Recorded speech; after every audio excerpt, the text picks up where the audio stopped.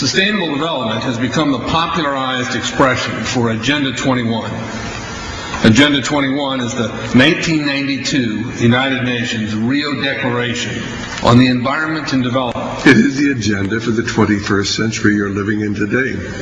For a brave new world where everything that you cherished and held true will no longer exist.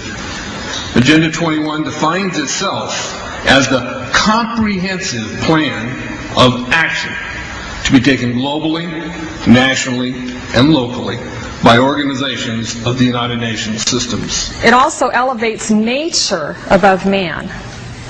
And it contains something called the precautionary principle, where basically you're guilty until you're proven innocent. Sustainable development is the philosophy designed to bring human beings across the globe under the full control of a narrow human elite. It's a 40-chapter document to basically control the world. It's based entirely on socialist control mechanisms.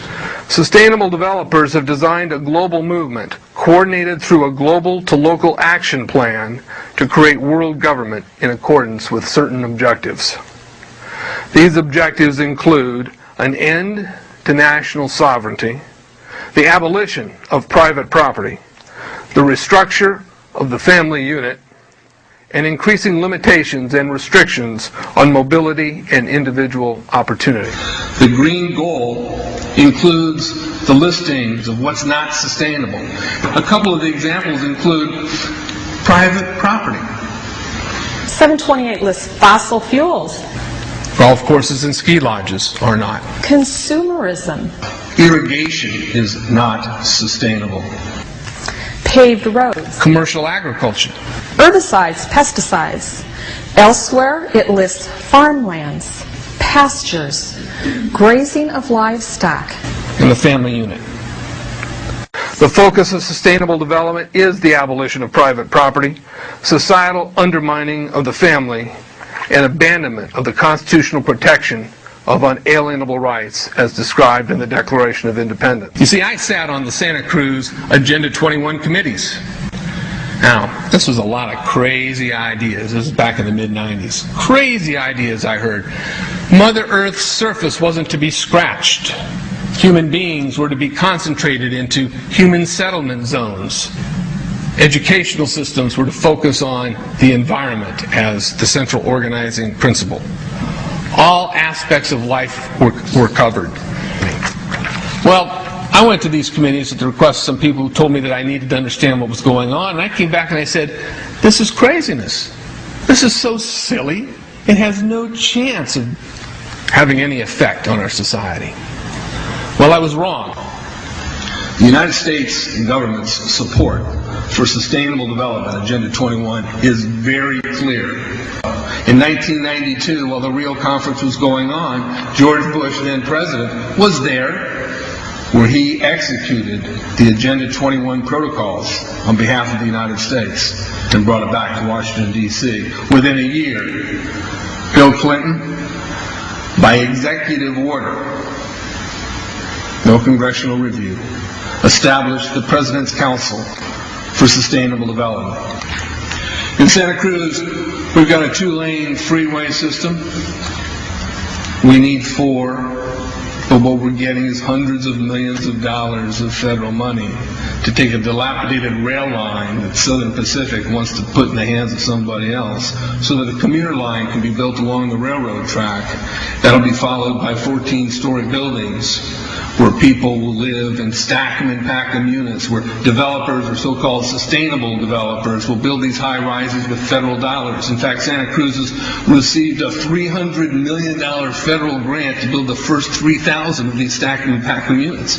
The County Board of Supervisors has said, if you are a sustainable developer, you're immune from any construction defect liability. It's a partnership between selected developers building this new world order and the government using the American taxpayer dollars in order to do it. This is a map of the Wildlands Project. To explain the map, the red are areas that are to be off limits to human beings. No resource development, no human activity.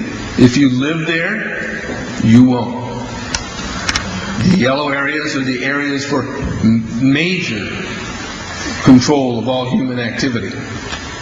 If you live there, you won't. The black areas, the black dots, are the smart growth zones. That's where human beings are to be stacked and packed in small living units along rail tracks.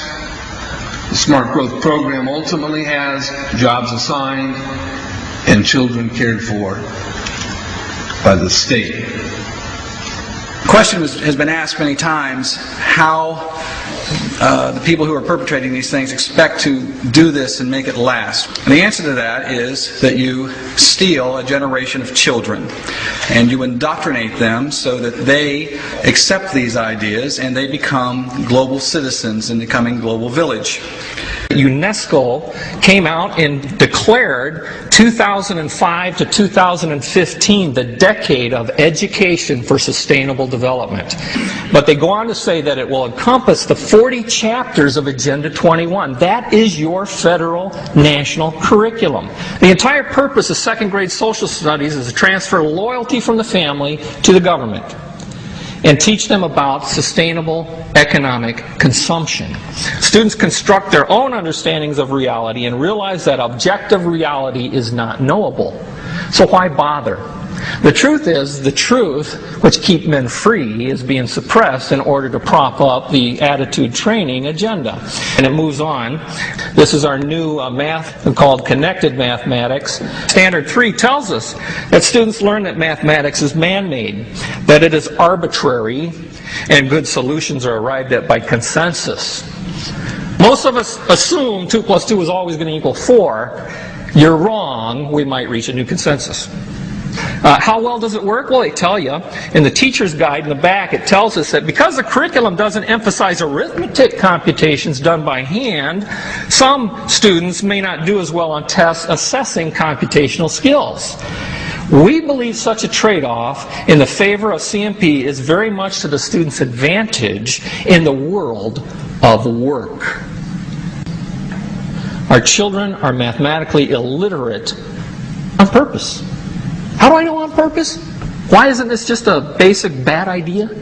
Because the Sustainable Development Plan tells us so. Generally, more highly educated people who have higher incomes consume more resources than poorly educated people who tend to have lower incomes. In this case, more education increases the threat to sustainability. Charlotte Iserby, I owe you an apology. I did not believe for the longest time it was a deliberate dumbing down. I thought the dumbing down was a natural consequence of a bad idea. Folks, it's deliberate. It's deliberate. The sustainable globalist goal is the orchestration of a planned fall of American principles, values, and lifestyles. The effect on the average American will be devastating. With modernizing technology, the ordinary person will live without independence, privacy, or substantive rights.